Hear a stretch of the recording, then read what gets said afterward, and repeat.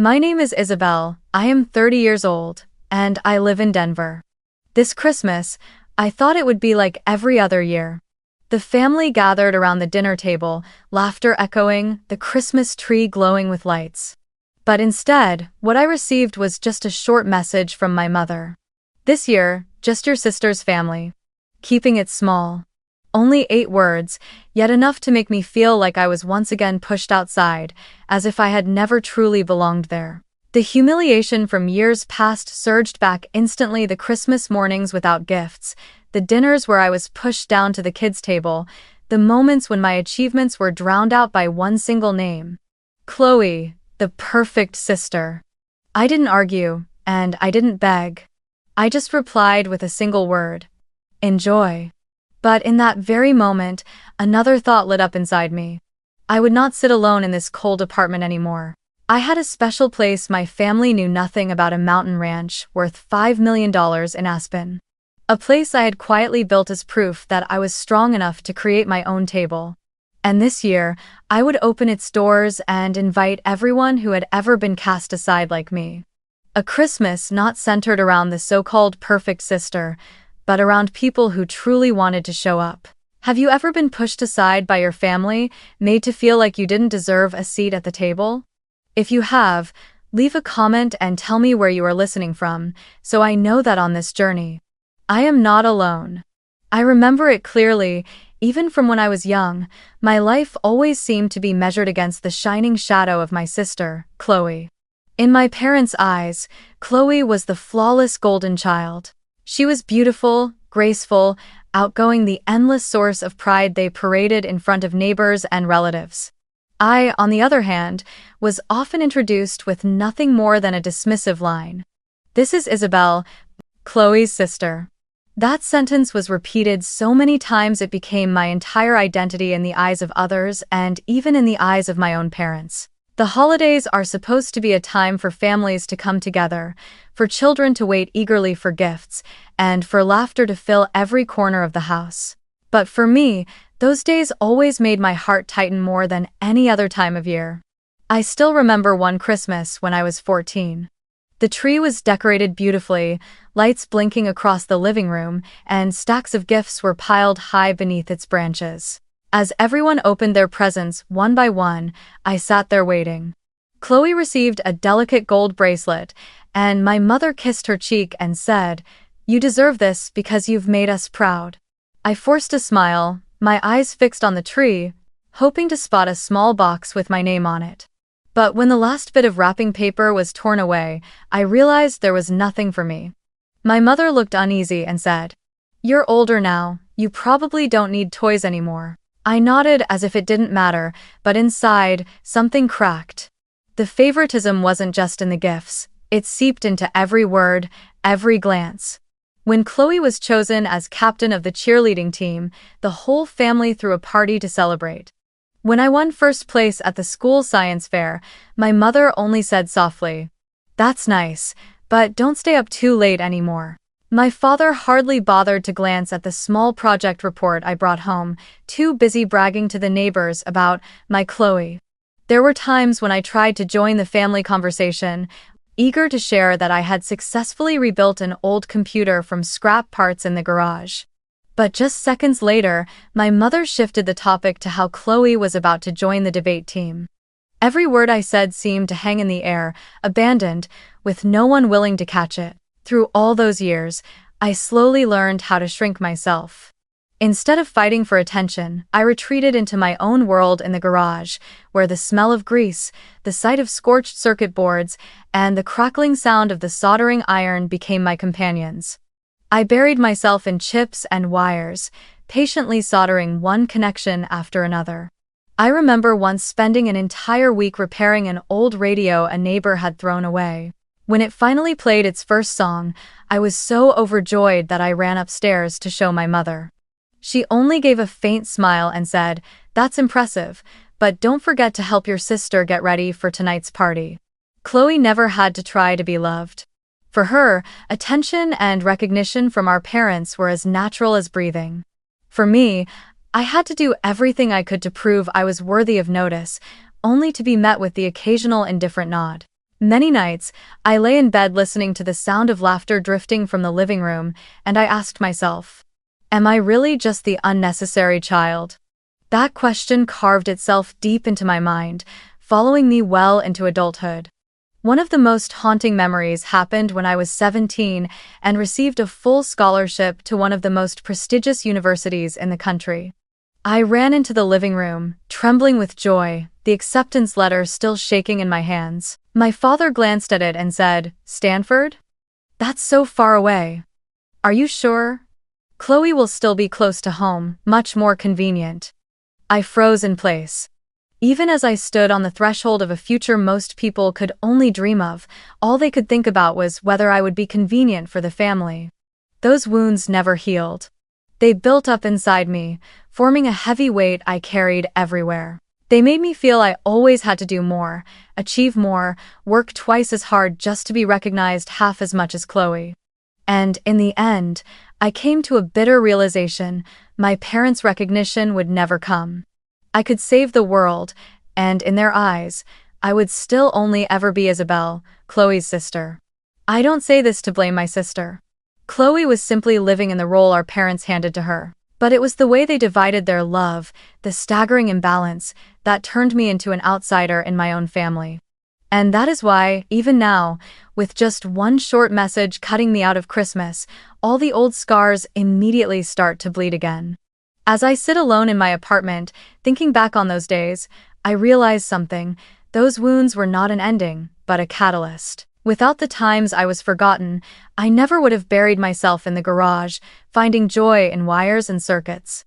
Without the moments I was pushed aside, I never would have had the drive to leave our small town and chase my own path.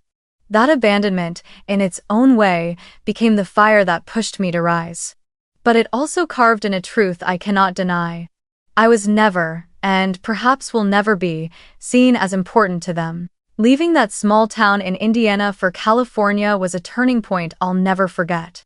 On my first day stepping onto the campus at Stanford, suitcase heavy in my hands, I felt both nervous and excited.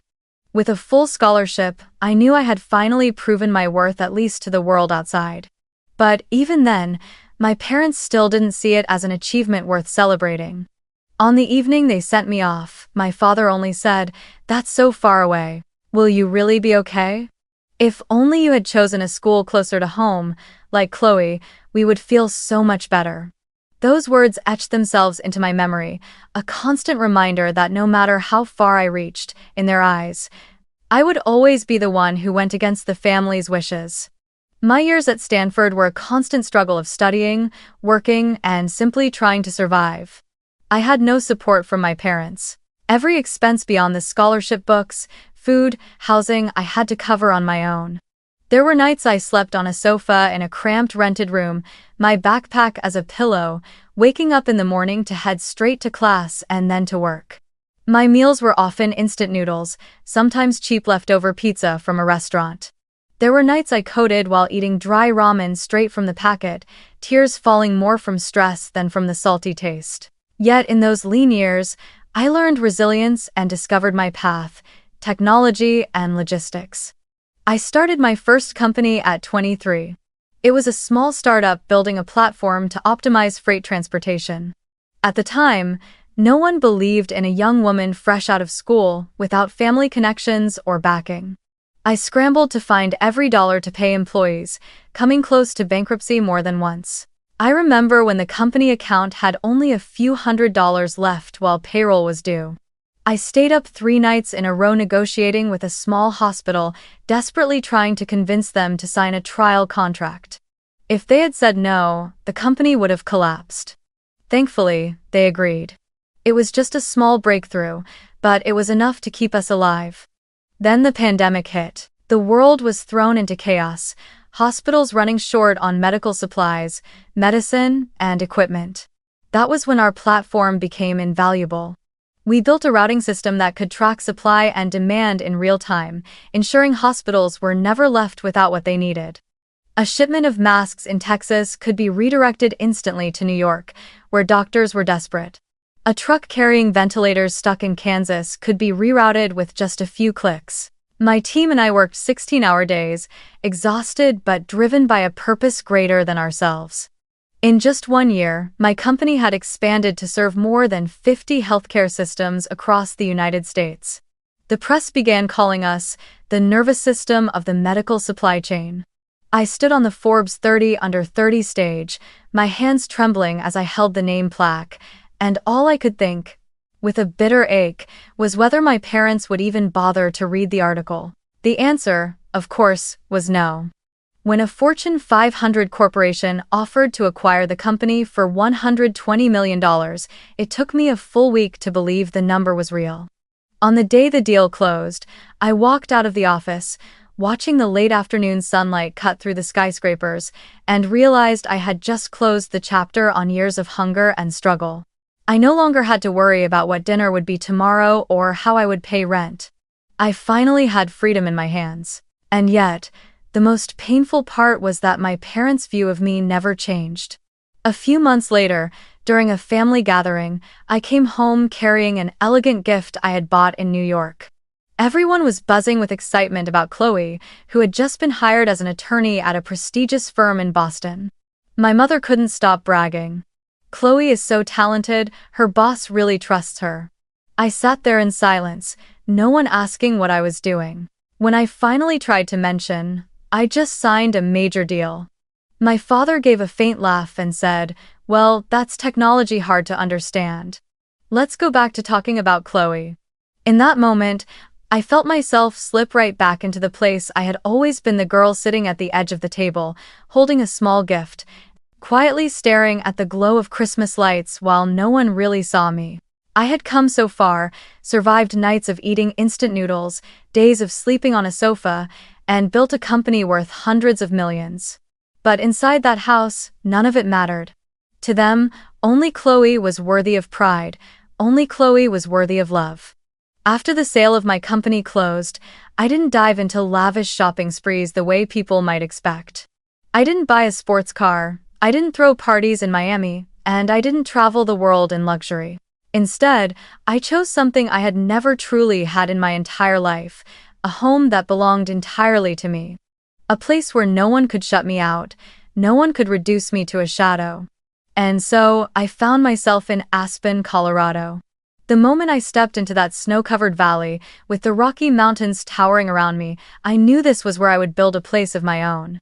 I purchased a 42-acre property, quietly listed by a wealthy family relocating to Europe. The contract was valued at $5 million, but to me, it was more than just a number. It was a declaration. From the moment I signed the papers, I felt lighter, as if I had finally shaken off the invisible chains that had bound me in my parents' indifferent gaze. I hired a team of local architects and builders, but I was involved in every detail, from the very first sketch to the final finish. This wasn't a project to flaunt wealth, it was my creation, my offering to the little Isabel who had once been forgotten beneath the Christmas tree. The lodge rose from the ground in cedar wood, its red timber carrying a soft fragrance whenever the sunlight touched it. The front doors opened into a grand hall with soaring ceilings, a granite fireplace big enough for a person to step inside, and a chandelier crafted from rough-hewn pine. The main living room was walled entirely with glass, stretching from floor to ceiling, framing an unbroken view of the snow-capped mountains. Each morning, when the sun rose, the light spilled in, scattering across the frozen landscape like thousands of diamonds falling from the sky. Behind the lodge, I had a private lake dug and stocked with salmon and sturgeon, so in the summer I could fish beneath the warm sun, and in the winter it would freeze into a perfect mirror reflecting the violet sky. Inside, I designed 10 bedrooms, each with its own balcony and private fireplace. The kitchen was lined with black granite, the island carved from a single slab of walnut, and along the wall hung a row of cast-iron pans gifted by a local chef I had hired as a consultant. I chose every piece of furniture myself: brown leather sofas, heavy oak tables, hand-woven wool rugs from the Navajo Valley. Every detail breathed warmth and durability, not the flashy opulence my parents once worshipped. This was a place where I wanted anyone who stepped inside to feel immediately. Here, there is sincerity. Here, every breath of life is cherished. I kept the entire project a secret. Not a word to my family. Not a single photo on social media. When close friends asked, I only smiled and said, I'm busy with a personal project. Because I knew, if my parents or Chloe found out, they would twist it into another story. She just got lucky. She must have had help, or worse, they would drape the credit over Chloe, as they had so many times before. I didn't want this taken from me. I wanted it to be mine, completely, so that when the time came, I could place it on the table like a trump card that flipped the entire game. Whenever I returned to Aspen to check on the progress, I often stayed for several days, sleeping on a makeshift pine bed in a house still smelling of paint and sawdust. At night, I would step out onto the balcony, wrap a thick blanket around my shoulders, and gaze at the mountains washed in silver moonlight, listening to the wind howl down the slopes. That feeling brought back memories of childhood nights when I stood outside the old porch, looking in at the family gathered together without me. But now, it was different. I was no longer the outsider. I was building a home of my own, a world where I chose who was worthy to sit by the fire, and who would remain forever outside the door. When the construction was finally complete, I walked slowly through the house, running my hand across every tabletop, every doorframe. In my mind, one thought echoed over and over. This is my home. Not the home of the younger daughter of the Hart family, not a place where Chloe was always the standard by which I was measured. This was my domain, and no one could deny it. I knew that one day, I would have to bring it into the light, and when that day came, it would be my answer: no shouting, no arguments. Just a silent, undeniable truth. Isabel was no longer a shadow. I still remember that evening vividly, when the light from my apartment cast its soft golden glow, yet offered me no warmth at all. I held my phone in my hand, my fingers trembling slightly from the sting of the message I had received earlier. A thought flickered: was it only me who had been excluded? Or had my parents truly wanted a small Christmas, trimming the guest list down for intimacy's sake? I wasn't sure, but I needed to know the truth. I scrolled through my contacts until I stopped at Rachel, my cousin, Aunt Marianne's daughter. I didn't see Rachel often, but every time we talked, it felt genuine. She wasn't fake, she wasn't biased, she was simply honest, sometimes so honest, it surprised people. I pressed call, held the phone to my ear, my heart racing like I was waiting for a verdict. Isabel? Rachel answered after 2 rings, her voice carrying a note of surprise. You're calling this late. Is everything okay? I took a deep breath and asked bluntly. Rachel, did you get a Christmas invitation from my parents? There was a pause on the other end, a few seconds of silence, and then Rachel let out a dry laugh, a laugh without any joy. They messaged my mom saying this year it's immediate family only, meaning just Chloe and her family. My chest tightened. I pressed further, needing the confirmation. So, you and Aunt Marianne weren't invited either? Rachel responded quickly. No one was. Not even Grandma. She called me today, furious. She said this hasn't happened in 30 years. I sank into the chair, my hand gripping the phone tightly. So it wasn't just me. They had cut everyone out, also the evening could revolve entirely around Chloe. Memories rushed back last year. When Chloe had her first child, Christmas became a celebration of her little angel. And the rest of us, myself included, were nothing more than background extras. The year before that, when Chloe landed her job as an attorney, my parents turned the family gathering into a showcase of her career. And now it was clearer than ever. They no longer needed anyone except Chloe and the glow of her halo. When the call ended, I sat alone in the darkened room, snow falling thick outside the window. Inside me, a strange current ran through every vein. I saw it more clearly than ever. This was no longer just about me. This was the truth about how my parents had chosen to live, revolving around one perfect child, willing to cast everyone else aside. But I no longer wanted to sit in silence and endure it. I had a place, a mountain home, vast and warm, ready to open its doors. I could create a different Christmas, a new table where everyone had a seat, where no one would be abandoned the way I had been. I pulled out my phone and texted Rachel. If you and your family want, come to my ranch in Aspen. I'll take care of everything." She replied almost instantly, with a mix of surprise and delight. "You have a ranch? Let me tell Mom. But if you're serious, we'll come." 20 minutes later, Rachel called back, her voice bubbling with excitement. "We're in. And I think some of the other cousins will want to come too." I began making more calls, one by one reaching out to the rest of the family. My cousin Eli in Chicago, who had stopped coming to Christmas years ago out of exhaustion with the favoritism, burst out laughing the moment I explained. "A Christmas that doesn't revolve around Chloe and your parents? Count me in." Aunt Marianne grew so emotional she could barely speak. "Isabel, do you know how long it's been since someone actually took the initiative to gather the family? Thank you." And then, the final call with Grandma left me choked up. She didn't say much, only one simple line. "Just tell me when to pack." My phone lit up constantly with messages of confirmation. What had started as a fleeting thought had now turned into reality. In less than a day, I had a list of over 15 people who agreed to come to the ranch in Aspen. Each new message felt like another brick laid into the foundation of a new kind of Christmas. I was no longer alone. No longer the one left standing outside, peering through the window at a glowing room I was excluded from. This time, I was the one opening the door, inviting them in, giving them a seat at the long dining table, and together we would light up a holiday that finally felt true. Sitting quietly in my chair, I pictured it all. Strings of lights twinkling around the towering Christmas tree, laughter echoing through the cedar lodge, the fireplace crackling warmly against the snowy night. And I saw myself standing at the head of the table, not as an outsider, but as the host.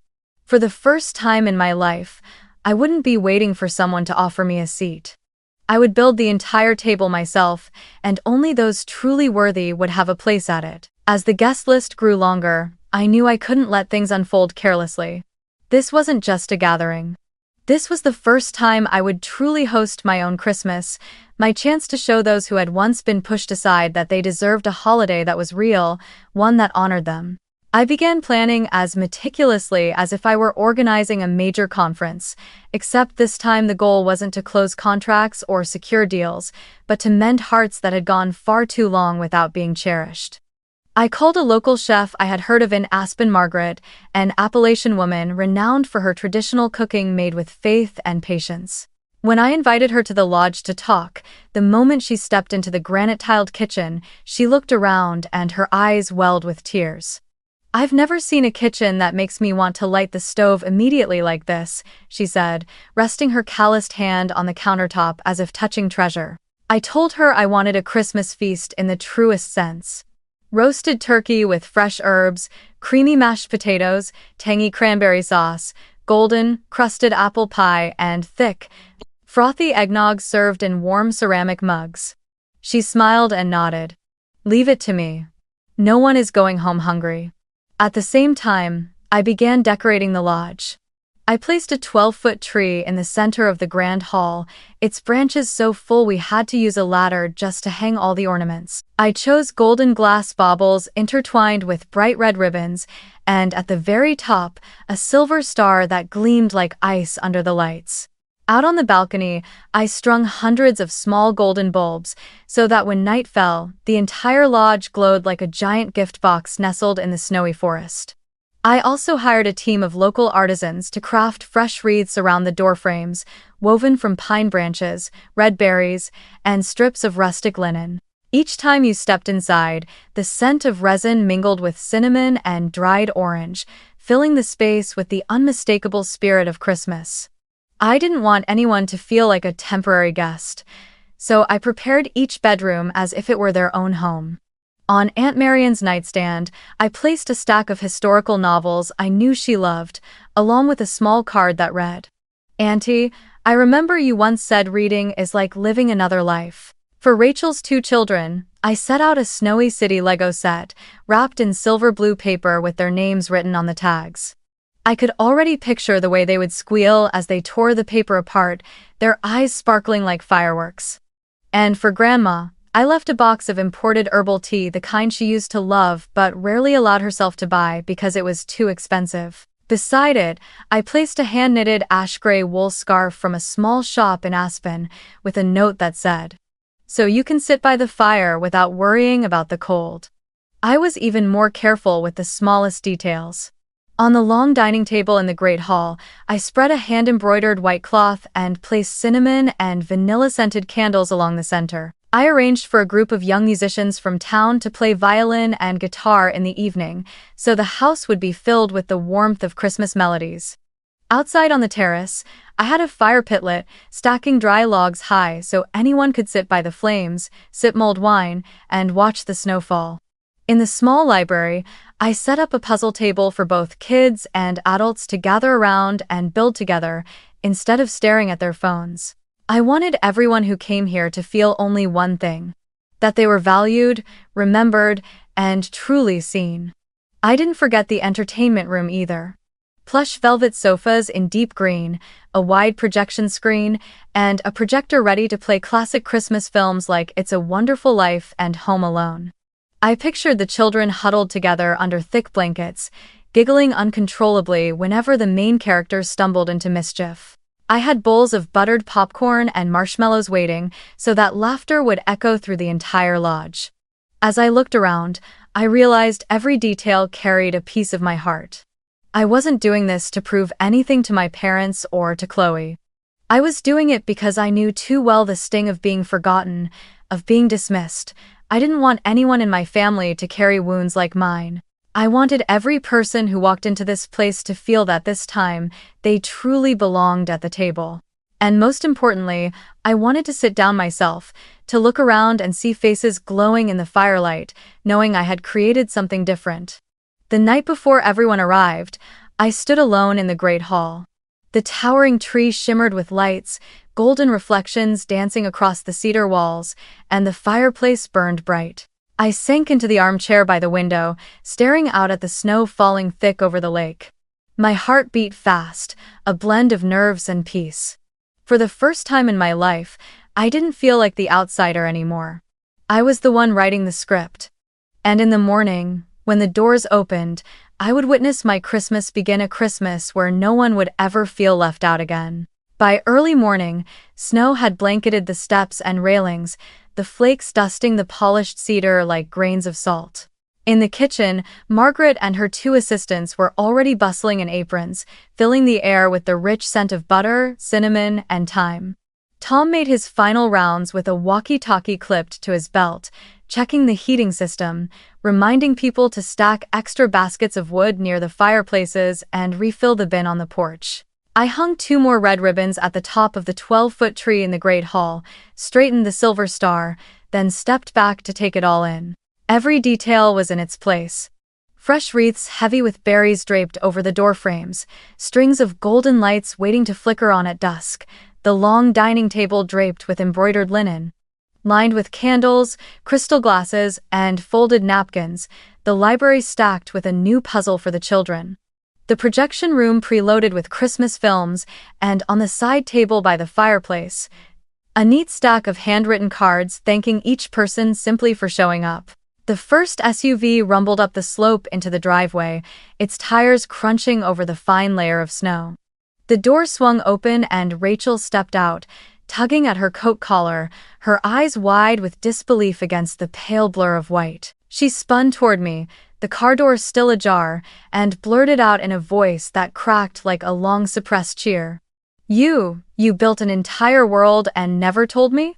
I laughed, opening my arms to pull her into a hug, hearing the soft patter of melting snowflakes on her hat. In her words, I heard not only amazement but also a quiet relief one I knew all too well. Her 2 children pressed their faces against the doorway, their eyes glowing as they caught sight of the towering tree. Within seconds, they bolted into the Great Hall, only to freeze in awe at the toy train circling around the base of the tree. I led the family down the hall, opening each door marked with their names. When Rachel saw the Snowy City Lego set waiting on the nightstand with her children's names carefully written on it, she turned to me, lips trembling without a word. I knew she understood. Here, everyone was remembered. One by one, more cars climbed the hill, headlights trailing like a slow procession of amber lanterns through the winter dusk. Eli arrived from Chicago carrying his guitar in a canvas case, his new girlfriend stepping in shyly before relaxing instantly as the scent of warm apple pie filled the lodge. Uncle Ray embraced me with the kind of hug that needed no words, the hug of a man who didn't speak much all year but would always haul a heavy stack of firewood without hesitation. Aunt Marianne, catching the cedar's fragrance, whispered that it smelled like the home of her childhood. Then quickly wiped her eyes when she spotted the bundle of historical novels tied neatly with twine on her table, a gift that seemed to have waited just for her. I moved through the familiar faces, handing out scarves, taking coats, laughing, guiding each person to their room. The house filled with the sounds of life. Margaret's voice calling out from the kitchen as her spoon clinked against the pot, time to test the cranberry sauce. And somewhere down the hall, Tom's quiet reminder. Watch the steps, the snow's settling again. Before dinner, the children had already claimed the library, tearing open the snowy forest puzzle and scattering pieces across the table. Out on the porch, Eli unzipped his guitar case, tuning the strings until the first warm notes spilled out, glowing like fire in the cold air. Inside, Rachel and I replaced the candles in the bronze holders and checked each place card on the table. There was no kids' table. I had made a point of arranging only one long table, wide enough for everyone to sit side by side. No one shoved to the edges, no one forced to turn a chair just to face someone's back. I placed Grandma near me in the middle so she wouldn't catch a draft, set Aunt Marianne beside Rachel so they could talk easily, and left 2 wide spaces across from the fireplace for anyone carrying little ones. The young musicians from town arrived quietly, setting their instrument cases in the corner, and asked permission to try a soft carol. The violin's notes floated like a ribbon through the air, and even the candle flames seemed to sway more gently. When the moment came, Margaret carried in the turkey golden skin glistening, brushed with melted herb butter pooling at the edges. The aroma rolled across the room in a warm wave, and everyone instinctively leaned forward to breathe it in. I laid the carving knife beside it, then handed it to Uncle Ray, because the way his hand steadied on the handle always made the whole table feel at ease. Mashed potatoes were passed from hand to hand. Cranberry sauce gleamed dark red like wine, roasted Brussels sprouts hissed faintly as the platter was set down, and garlic bread steamed like an open invitation to take more. I poured wine for each person, touching glasses lightly at every seat. No speeches, no grand announcements, only 4 words, "Thank you for coming." And the table began to live on its own, stories weaving back and forth, bursts of laughter catching and spreading like fire, hands reaching across to rest on someone else's arm as old memories resurfaced. What I loved most was the way the children sat among the adults, not banished to some noisy little island of their own. Rachel's son asked Aunt Marianne if Christmas used to feel like this when she was young, and she told him about the papier-mâché tree the whole family once built together. Eli's girlfriend shared the story of her first holiday in the north, when the snow piled so high it froze against the windows. Uncle Ray told of a hunting trip that failed and turned instead into a night of ghost stories by the campfire. Everything wove together like threads in a thick tapestry, and I realized I was standing in the middle of it, no longer on the outside looking through the glass. I raised my glass again when Margaret brought out the apple pie, its crust sparkling with brown sugar, and poured more eggnog into the ceramic mugs. The warmth seeped through my hands, up my neck, softening everyone's eyes to a slower rhythm. It was then that Grandma placed her hand over mine. Her touch was light but steady, the kind of steadiness that comes from a woman who had seen enough winters to know when words are needed and when silence speaks louder. She leaned toward me, her tea-colored eyes fixed on mine, her voice raspy with emotion yet clear as a bell. "You've given us a real Christmas. For the first time in years, we feel like we belong." I couldn't answer right away. Something inside me cracked open, melting like ice, warm and stinging all at once. All I could do was squeeze her hand, nod, and feel that unlike every year before, my thank you wasn't just politeness. It was the only thing keeping me from breaking into tears. After dessert, Eli slipped his guitar strap over his shoulder and strummed the first chords of Silent Night. The whole table hummed along, voices not polished or perfect, but so sincere that even the fire seemed to quiet itself to listen. When the song ended, the children clapped wildly before dashing to the window, pressing their noses to the glass, pointing out which snowflake looked prettier. Rachel tugged me into the center, gathering everyone for a photo in front of the tree. Tom held the camera steady, framing it so the chandelier and fireplace glowed behind us. And in that picture, I saw something I had never seen before. My own face, not tense, not defensive, not forcing a smile to fit into someone else's portrait, but smiling naturally like someone finally at home. Someone sent the photo to the family group chat, along with snapshots of the kids hugging their Lego sets, Grandma sipping her herbal tea, and Uncle Ray raising a glass on the porch. I didn't think much of the pictures beyond the fact that they were beautiful enough to print and pin on the library wall the next day. Night fell quickly in Aspen. I slid open the back door, the cold wind stinging my cheeks as if to remind me I was standing on a real hillside, not a comforting screensaver. Tom had already lit the bonfire by the lake. Sparks rose and died in the dark, popping like a drummer, marking the silence. A few people wrapped themselves in wool blankets, sipping mulled wine, sharing how many holidays they had skipped over the years, just to avoid squeezing into a table crowded with favoritism. Rachel sat down beside me, leaned her shoulder into mine, and whispered so softly I had to watch her lips to catch it. I don't know what else to say except thank you. Because for the first time, I saw my kids sitting in the right place. I turned to her, pressed my forehead lightly against her temple, and thought this might be the closest thing to an apology fate had ever given us. After everyone drifted back inside, I returned to the great hall. Only the candles remained, their flames sinking low in glass holders, the scent of cinnamon and vanilla still rich in the air.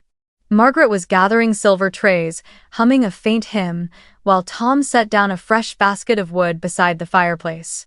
I told them both to rest early, that tomorrow all we'd need to do was reheat the sauce.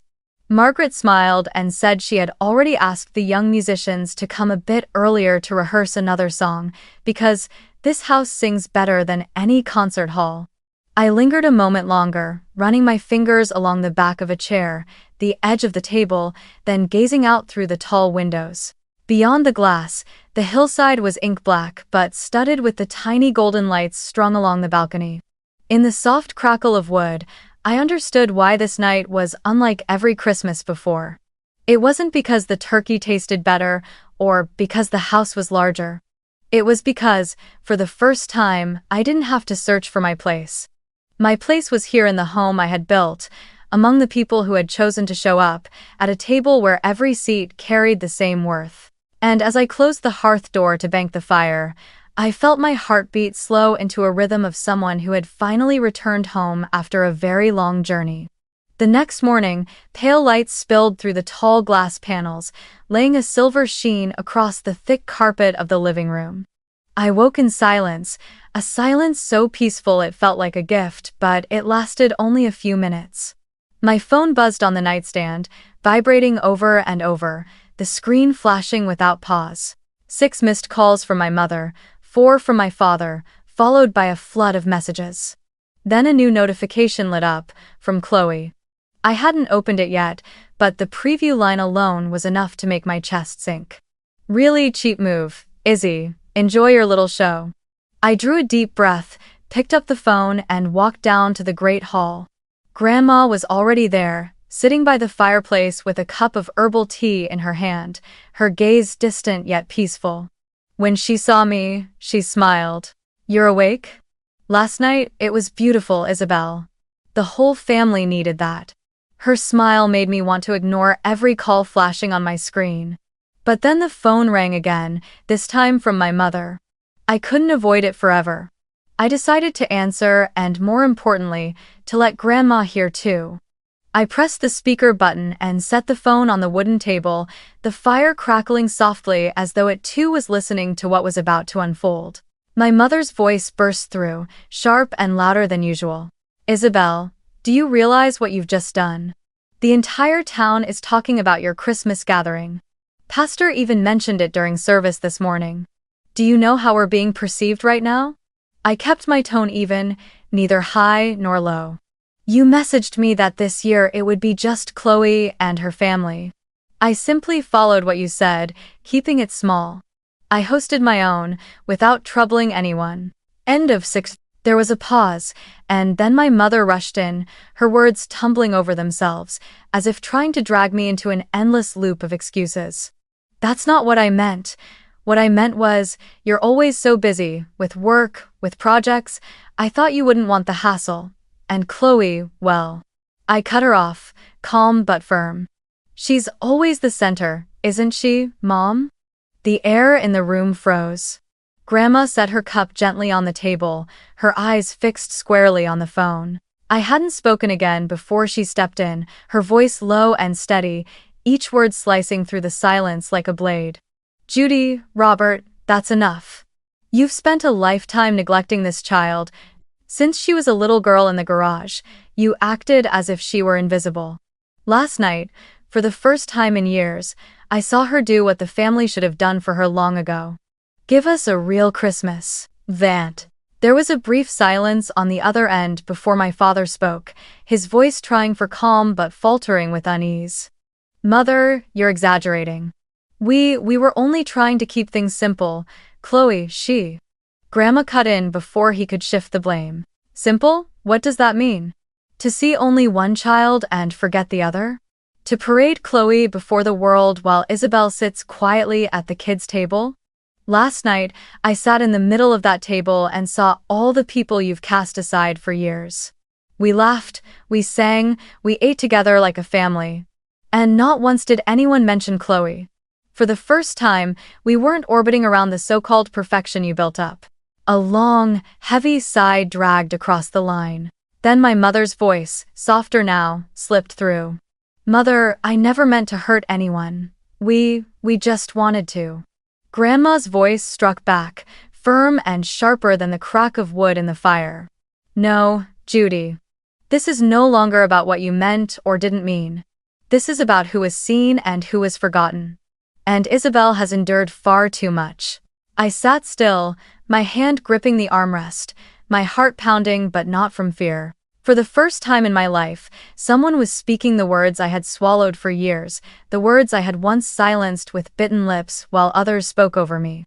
I heard my father's labored breath, then his short retort. That's not fair. Grandma fired back immediately.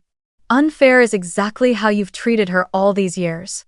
Unfair is when she brought home achievements and you brushed them aside, while Chloe only had to smile to be praised. Unfair is when the family gathered and Isabel was left on the fringe. If fairness existed, she wouldn't have had to build a new table just so the rest of us could finally have a place to sit. There were no more defenses. The line went silent, the only sound left was the fire crackling in the hearth. I exhaled a long breath, and for the first time, I didn't feel the need to justify myself. I simply said, I think that's enough. We'll talk later, if we need to. I pressed the button to end the call and placed the phone face down on the table. In that moment, I felt lighter, as if a stone that had weighed on my chest for years had finally been lifted. I leaned back in the chair, and Grandma set her hand on my shoulder.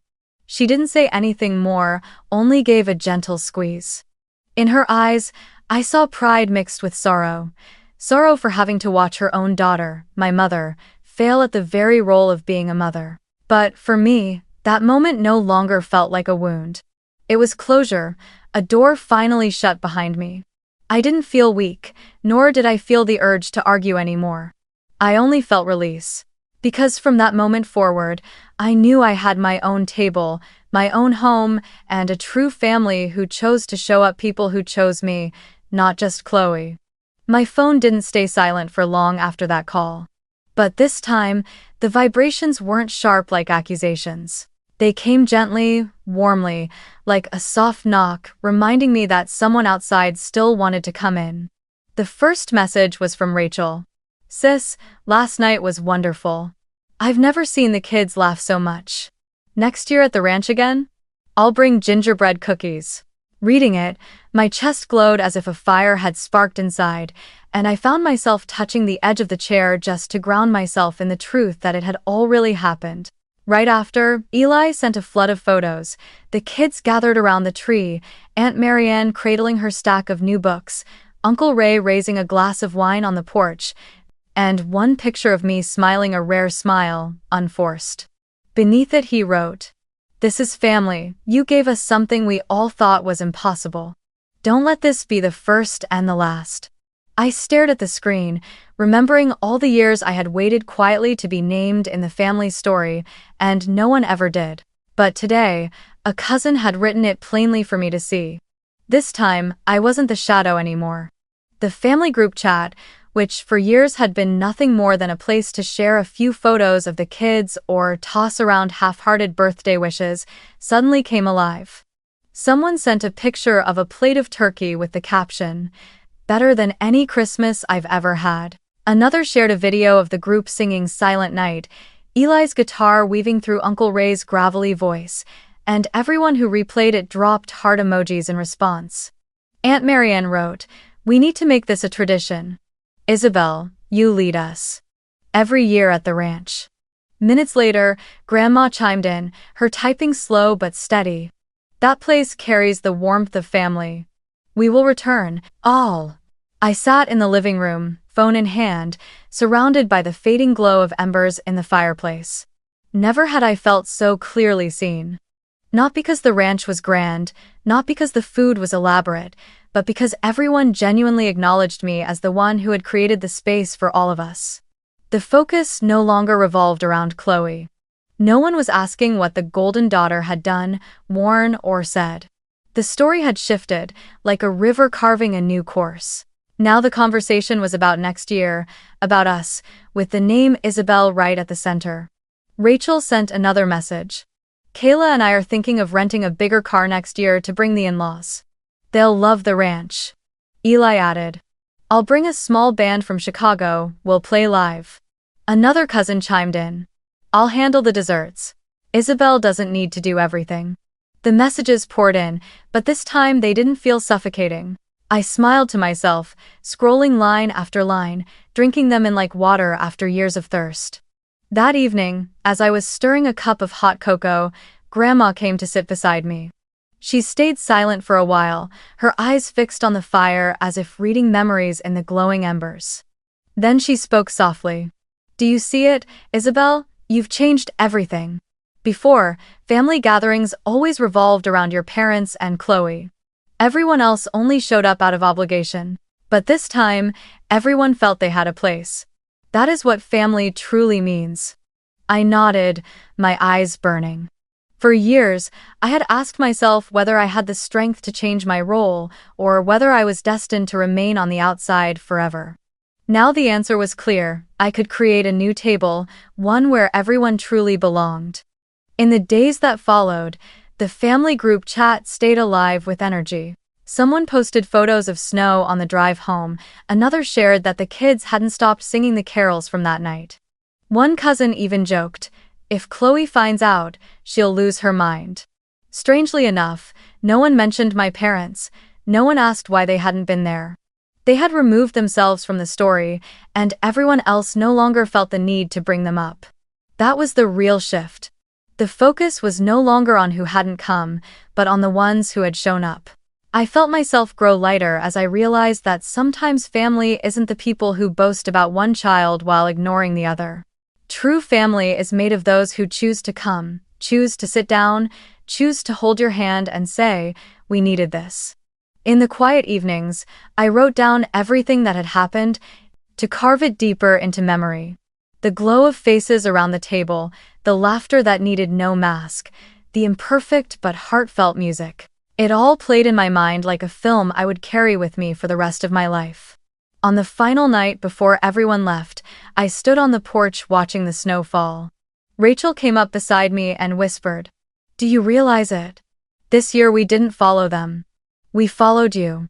I turned to her, her eyes shining with the reflection of the golden balcony lights. I didn't answer right away. I just wrapped my arm around her shoulders. Inside me, a truth rang clear. I had stopped chasing a seat at someone else's table. I had built my own, and everyone had chosen to sit with me.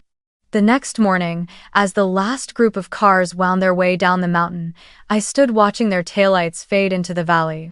My heart was filled with a feeling both new and familiar. Not sadness at parting, but anticipation. Anticipation for the day they would return, for the chance to prepare personalized gifts again, to hang fresh wreaths, to hear the guitar ring out in the cold air once more. And this time, I knew for certain. Christmas was no longer the haunting reminder of exclusion. It had become proof that I was strong enough to change the story, to step from the one left out into the one chosen. That night, I opened my phone and typed one simple line into the group chat. Next year, the ranch will be open. Whoever wants to come, come. For anyone who truly wants to show up, this table will always have a seat. A flood of hearts, wine glasses, and Christmas trees filled the screen within seconds. I closed the phone, leaned back in my chair, shut my eyes, and listened to the wind whistling across the roof of the wooden lodge. For the first time in my life, I felt complete peace.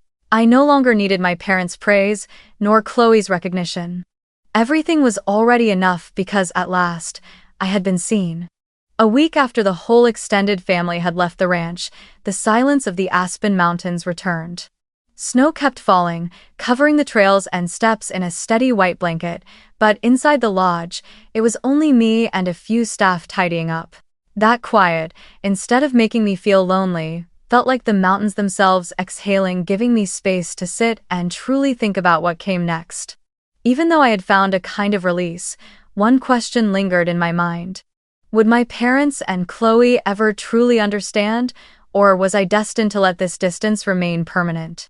After many nights of turning it over, I sent a message so brief and simple I almost surprised myself. If you want, you and Chloe can come to the ranch for dinner. Just immediate family, no one else. I had no expectations.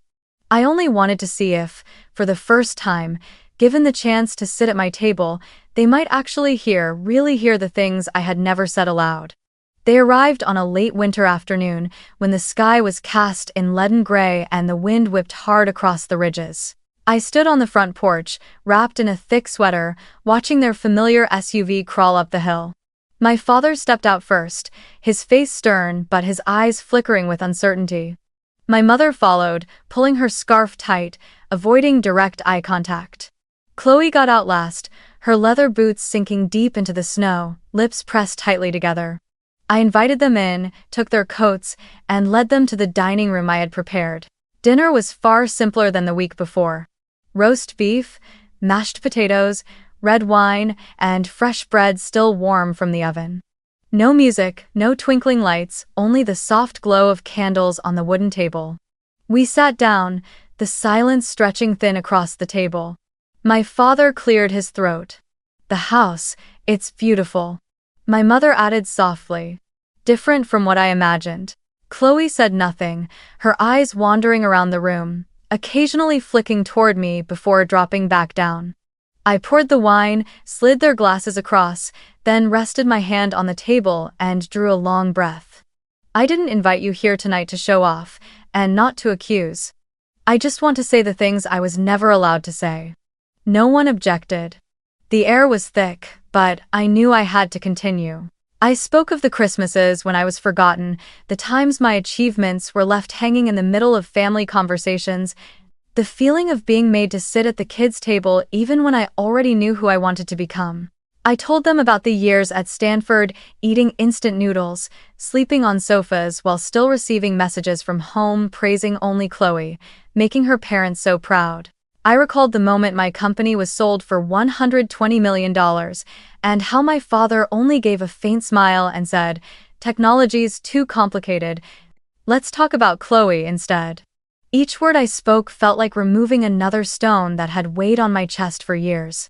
My father bowed his head, fingers rolling the rim of his glass. My mother looked at me, her eyes glistening though no tears fell. Chloe stayed silent, her hands clenched tightly in her lap. When I finally stopped, the dining room fell into stillness. Then my father murmured, "Maybe." I didn't see it all. My mother followed, her voice small but genuine. "I never meant to, Isabel. But maybe I made you think I wasn't proud." The truth is, I was. I just didn't say it. I didn't reply, didn't forgive outright, but for the first time I heard honesty, however late it had come. Chloe still didn't speak. She only held my gaze for a long moment, her eyes no longer mocking, but carrying an emptiness I couldn't name. Dinner ended awkwardly, but not with the suffocating silence of the beginning. As they prepared to leave, my father shook my hand firmer than usual. My mother embraced me, briefly, yet long enough for me to feel that something had shifted. Chloe was the last to step out, pausing at the door. She opened her mouth as if to speak, but only gave a slight nod before turning away. I didn't stop her. I didn't expect a perfect apology. It was enough that, for once, they had listened. On New Year's Eve, I sat alone on the balcony, a wool blanket wrapped around my shoulders. Snow fell thick and steady, catching the dim silver of the moon, and the whole valley lay in a sacred kind of silence. I held a glass of wine, breathed in the biting cold that filled my lungs, and closed my eyes. In my mind, the words rose like a vow. I don't need to wait for anyone to give me a seat. I have built my own table and opened the doors for those who truly know how to cherish it. If you're listening to this story, I want you to remember one thing. You don't need anyone's approval to have worth. Being forgotten or compared does not mean you are small. You can build your own table, one where only those who truly value you will have a seat. I was once pushed to the sidelines, once convinced I was invisible. But out of that pain, I learned how to rise, to choose myself, and to build a life on my own terms. And you can do the same. See your wounds not as an ending, but as the fuel that drives you to create a new kind of family, one made of friendship, kindness, and resilience. One day, you'll realize the table you've built is more beautiful than anything you ever dreamed.